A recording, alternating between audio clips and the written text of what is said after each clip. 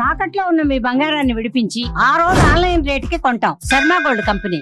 నమస్కారం, welcome to Suman TV. నేను గీతాంజలి. ప్రస్తుతం మనతో పాటు ఇస్కాన్ నుంచి ప్రణవానంద ప్రభుజీ ఉన్నారు. వారితో మాట్లాడదాం. హరే కృష్ణ ప్రభుజీ. హరే కృష్ణ. గురు పౌర్ణిమ, ఆషాఢ శుద్ధ పౌర్ణమిని గురు పౌర్ణమి అంటారు, వ్యాస పౌర్ణిమ అంటూ ఉంటారు. చాలా విశిష్టత ఉంది పౌర్ణమికి అని చెప్తాను. అంటే ప్రతి నెల వచ్చే పౌర్ణమిలు తెలుసు మనకి, కొన్ని మాత్రం ప్రత్యేకంగా ఉంటాయి. శ్రావణ పౌర్ణిమ, కార్తీక పౌర్ణిమ, మాఘ పౌర్ణిమ, ఇలా. అందులో విశేషంగా చెప్పుకునేది ఆషాఢ పౌర్ణిమ గురించి. విశిష్టత ఏంటండి? అసలు ఆ రోజున ఏం చేయాలి, ఎవరిని పూజించాలి, ఎవరిని ఆరాధించాలి, ఇలా చాలా సందేహాలు ఉన్నాయి అందరికీ. వీటి గురించి వివరించి. మనకి వ్యాస పూర్ణిమ అని అంటారు. వ్యాసుల వారి అవతరణ దినోత్సవంగా చెప్తారు. వ్యాసాయ విష్ణురూపాయ వ్యాసరూపాయ విష్ణవే నమో వై బ్రహ్మనిదయే వాసిష్ఠాయ నమో నమః. సాక్షాత్తుగా భగవంతుడి యొక్క స్వరూపమే వేదవ్యాసుడు. వేదములను విభజించేసి మనకి పురాణ ఇతిహాసములన్నింటినీ కూడా అందించిన మహానుభావులు అనమాట. వ్యాస పూర్ణిమ రోజు వ్యాసుడిని వ్యాస పరంపరలో, అంటే సనాతన వైదిక పరంపరలో వచ్చిన వాళ్ళ గురు ఆచార్య పరంపరలో ఉన్న వారిని మాత్రమే ఆరాధన చేయాలి. ఈ మధ్య మనం చూస్తూ ఉంటే చాలా మందికి పూజలు చేసేస్తూ ఉంటారు గురు పూర్ణిమలో, ఇక్కడ అక్కడ అని. కానీ వ్యాసుడి యొక్క మార్గాన్ని, సనాతన వైదిక సంస్కృతిలో ఉన్నవారిని మాత్రమే, సనాతన వైదిక పరంపరను ఎవరైతే నమ్ముతూ ఒక ఆచార్య పరంపరగా అక్కడ ఇక్కడ ఆవిర్భవించిన వారు కాదు, వైదిక పరంపర, ఆ వ్యాస పరంపరలో ఎవరైతే ఉంటారో అటువంటి గురుస్వరూపాలని మనం ఆరాధన చేస్తూ ఉంటాం. మన గురువులని, వ్యాసులని, మన ఆచార్యులని, పూర్వాచార్యులని మనం గౌరవిస్తూ ఉంటాం అనమాట. కాబట్టి ఇది చాలా ఒక సేక్రెడ్, ఒక గురువుని మనము స్మరించుకునే ఒక అవకాశము. అని వ్యాసుడు మనకిచ్చిన అంత గొప్ప వాంగ్మయాన్ని, ఇప్పుడు సనాతన ధర్మము అని అంటే వ్యాస వాంగ్మయము.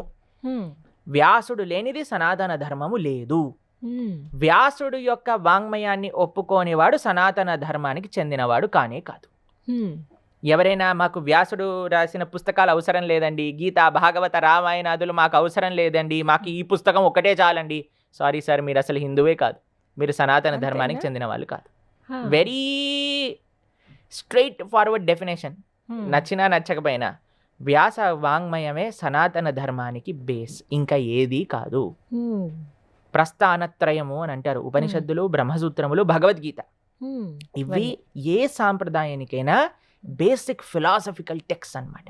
వీటన్నిటినీ అందించిన వ్యాస భగవానుణ్ణి స్మరించుకునే రోజు అనమాట. వ్యాసుడు చేసిన ఉపకారము మహోపకారం అండి. వేదాలను విభజన చేసి వేదాలను స్ట్రక్చరైజ్డ్ చేశారు ఆయన. చాలా మంది వేదాలు రాశారు వ్యాసులు అంటారు. వ్యాసుడు ఏమి వేదాలని రాయలేదు, వేద విభజన చేశారు. 4 వేదములుగా విభజన చేసి, అలానే మనకి పురాణాలు, ఉపనిషత్తులు, బ్రహ్మసూత్రములు, వీటన్నిటిని అందజేశారు అనమాట వేదవ్యాసుడు. అటువంటి వ్యాస జయంతిగా జరుపుకుంటారు. వ్యాసుడిని ఆరాధన చేయవలసినది. దాంతో పాటు వ్యాస పరంపర, ఇది చాలా ముఖ్యంగా మనం బ్రాకెట్ లో పెట్టుకోవాల్సిన విషయం ఏంటంటే, వ్యాస పరంపరను ఎవరైతే వేదవ్యాస వాంగ్మయాన్ని ఆధారంగా చేసుకొని వేదవ్యాస వాంగ్మయాన్ని ప్రతిపాదన చేసిన ఆచార్యులు, ఆ ఆచార్య పరంపరలో వచ్చిన వారిని మాత్రమే వ్యాస పూర్ణిమ రోజు ఆరాధన చెయ్యాలి. వాళ్ళకి చెందింది మాత్రమే ఈ గురు పూర్ణిమ.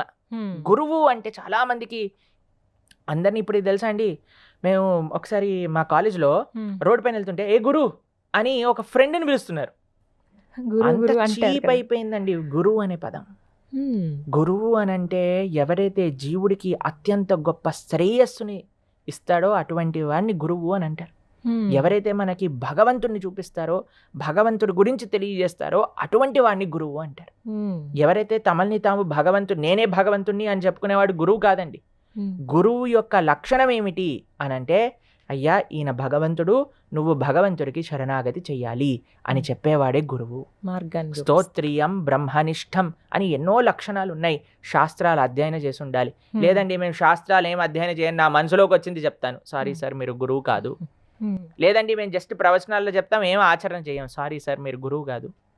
అయ్యా మాకేం పరంపర లేదు, మేము స్వయంభూ గురువులము, సారీ సార్ మీరు గురువు కాదు. ఆచార్య పరంపర ఉండాలి. సనాతన వైదిక వాంగ్మయం, వ్యాసులు ఇచ్చిన వాంగ్మయాన్ని బేస్ చేసుకొని మాట్లాడాలి. మాట్లాడటమే కాకుండా దాన్ని ఆచరించాలి. సద్ వైష్ణవ వైదిక పరంపరలో వాళ్ళు వచ్చి ఉండాలి, వైదిక పరంపరలో ఉండాలన్నమాట. అంటే ఎవరైతే ఎవరెవరిని ఏంటండి పూజించాలి ఇప్పుడు ఆ రోజున ఎవరిని పూజించాలి? వ్యాస భగవానుని పూజించాలి. మనం ఏ పరంపరని ఫాలో అవుతున్నామో ఆ పూర్వాచార్యుల్ని పూజించవచ్చు, మన గురువులని పూజించవచ్చు, అంతే. అంతవరకు మాత్రం. వ్యాస వాంగ్మయానికి వ్యతిరేకంగా మాకు వ్యాస వాంగ్మయమే అవసరం లేదు అన్న వాళ్ళు గురువులు ఎప్పటికీ కాలేరు. అటువంటి గురువులను మనం ఆరాధన చేయకూడదు కూడా. ఎలా ఆరాధించాలి ఆ రోజున? ఆరాధించే ఇప్పుడు విధానం చూడండి, చెప్పండి. గురువుకి ఇంకా ఒక శిష్యుడికి ఉండే ఒక సంబంధం అత్యంత సెక్రెట్ సంబంధం, అత్యంత స్పెషల్ సంబంధం. కబీర్ దాస్ని అడుగుతారు, అయ్యా గురువు గారు ఇంకా కృష్ణుడు, గురు గోవింద్ ఇద్దరు వచ్చి నీ ముందు ఉంటే ఎవరిని ప్రణామం చేస్తావు అని అంటే కబీర్ దాస్ అంటారు, ఫస్ట్ నేను గురువుని ప్రణామం చేస్తా, ఎందుకంటే గురువు వల్లనే కదా నేను గోవిందుడు ఎవరో తెలుసుకున్నది అని అంటారు. కాబట్టి గురువు యొక్క ముఖ్యత్వం జీవితంలో చెప్పలేమండి. ఎవరు సద్గురువులు? ఇప్పుడు చాలా మంది మార్కెట్లో గురువులు అయిపోయారు, చాలా మంది గురువుల ముందు చాలా పెద్ద పెద్ద టైటిల్స్ పెట్టేసుకుంటున్నారు. కానీ ఎవరు సద్గురువులు, ఎవరు ఆచార్యులు అని అంటే ఎవరైతే శాస్త్రాలలో చెప్పిన విషయాలను తెలుసుకొని ఆచరిస్తూ ప్రతిపాదన చేస్తారు. శాస్త్రాన్ని ఎప్పుడైతే మనము నెగెట్ చేస్తామో అప్పుడు మనము వాళ్ళని అంగీకరించము. మీకు ఒక విషయం చెప్తాను, మన పరంపరలో బుద్ధుణ్ణి కూడా మనం అంగీకరించాం, ఎందుకంటే బుద్ధుడు కూడా వేదములను అంగీకరించలేదు కాబట్టి. అప్పుడు బుద్ధుని కూడా సైడ్ చేసేస్తారు అనమాట. ఎందుకంటే వేదాలను అంగీకరించింది దానికి ఒక పర్పస్ ఉంది. మనం బుద్ధుడు యొక్క రహస్యం ఎందుకు ఆయన అలా చేశారు అనే విషయాన్ని మళ్ళీ చెప్పుకుందాం. కానీ ఆయన బేసికల్ గా బుద్ధుడు ఏం చేశాడు, వేదాలు వద్దు అని చెప్పారు. కాబట్టి మనం బుద్ధుడిని కూడా ఆరాధన లేదు. ఎక్కడైనా మనం బుద్ధుడి గురి చూస్తామో మన సనాతన సాంప్రదాయంలో చూడం. ఎందుకనంటే వేదాలను తిరస్కరించారు కాబట్టి. ఎవరైతే వాంగ్మయాలను తిరస్కరిస్తారో, ఎవరైతే శాస్త్రాలు వద్దు అని చెప్తారో, ఎవరైతే మనకి శాస్త్రములు అవసరం లేదు అని మాట్లాడతారో, ఎవరైతే వ్యాస పరంపరను వాళ్ళు రెస్పెక్ట్ చేయరో అటువంటి వాళ్ళు ఎప్పటికీ గురువులు కాలేదండి. మీకు ఒకటి తెలుసా, గురువు పుట్టినరోజుని వ్యాస పూజ అని అంటారు.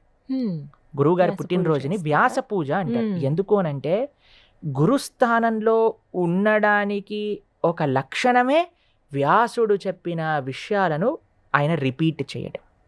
ఇప్పుడు మేము ఎన్నోసార్లు చెప్పాం, ఆచార్యులు ఏవైతే చెప్తారో వాటినే మేము మీకు ప్రతిపాదన చేస్తాం, ఒక పోస్ట్ మ్యాన్ లెటర్ ఇచ్చినట్టుగా, అంతేనా? ఇది గురువు యొక్క కర్తవ్యం. మన పూర్వాచార్యులు వ్యాసుడు ఏమైతే చెప్పారో వాటిని అలా తీసి ముందుకు అందించాలి. ఒక వారధిగా, not anything, nothing to be subtracted, nothing to be added, just present it in your own style. కానీ మనకి వేద వ్యాసుడు వాంగ్మయం అవసరం లేదు, ఎటువంటి పురాణ ఇతిహాస విషయాలు ఏం అవసరం లేదు, నీ అంతటా నువ్వే ఒక మ్యానుఫ్యాక్చర్ చేసుకొని చెప్తాను, లేదా నాకంత తెలుసు నా నుంచే వినండి, లేదా నేనే భగవంతుణ్ణి నన్నే ఆశ్రయించండి, లేదా భగవంతుడు ఈయన కాదు, ఈ వేరే మతానికి చెందినవాడు ఈశ్వరుడు అని చెప్పే వాళ్ళు ఎవరిని కూడా మనం గురువుగా స్వీకరించకూడదు, వాళ్ళ ఆరాధన చేయకూడదు. కాబట్టి ఇది సనాతన ధర్మానికి అన్నిటికంటే పెద్ద థ్రెట్ ఏంటి అంటే ఎవరైతే ఆథరైజ్డ్ పరంపరలో లేరో వాళ్ళని ఆరాధన చెయ్యటము, వాళ్ళని ప్రామాణికంగా తీసుకోవటము. సనాతన ధర్మంలో జ్ఞాన సముపార్జన, గురువు యొక్క పద్ధతి ఏంటో తెలుసా అండి? జ్ఞానాన్ని మనకి ఇవ్వటం. తత్విద్ధి ప్రణిపాతేన పరిప్రశ్నేన సేవయా ఉపదేక్షంతి తే జ్ఞానం జ్ఞానినః తత్వదర్శినః. కృష్ణుడు భగవద్గీతలో ఒక విషయం చెప్పారు, నీకు ఆధ్యాత్మిక జ్ఞానం కావాలంటే ఒక గురువు దగ్గరికి వెళ్ళి కూర్చొని చక్కగా ఆయన చెప్పే ప్రవచనాన్ని శ్రవణం చేస్తూ, ఆయనకి సేవ చేస్తూ, ఆయన దగ్గర నుంచి ప్రశ్నలు అడుగుతూ నువ్వు జ్ఞానాన్ని సముపార్జన చెయ్యి. మన సనాతన ధర్మంలో ఎక్కడ కూడా చేతులు పెట్టి జ్ఞానం ఇవ్వటం, మ్యాజికల్ చేసి జ్ఞానం ఇవ్వటం లేదండి. కేవలం ప్రవచన మార్గంతో, శ్రవణంతో మాత్రమే జ్ఞాన సముపార్జన అనేది లభించింది. కాబట్టి ఎంత గొప్ప ఆచార్యుల యొక్క జీవితాలను చూసినా సరే వాళ్ళు శ్రవణం చేసి గురువుతో కనెక్షన్ని ఏర్పాటు చేసుకున్నారు.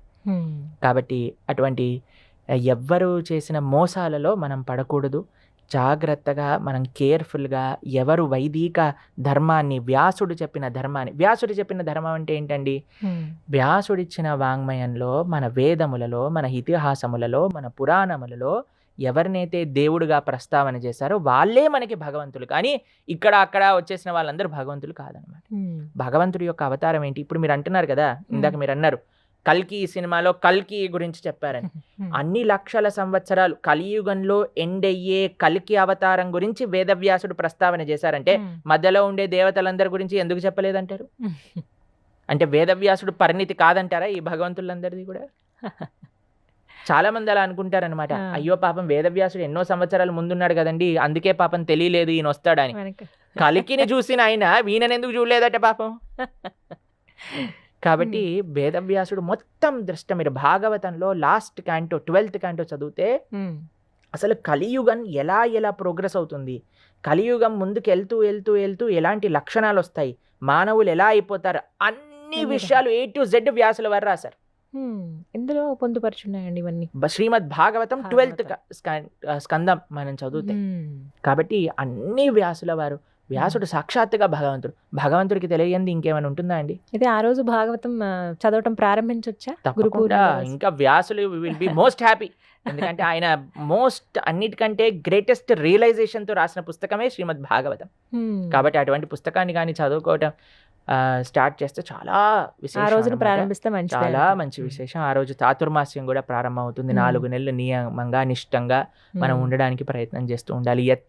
ఎవరైతే సన్యాసాశ్రమం తీసుకుంటున్నారో వాళ్ళకి చాలా సీక్రెట్ పీరియడ్ అనమాట ఈ చాతుర్మాస్య దీక్షలు అని కూడా చేస్తూ ఉంటారు.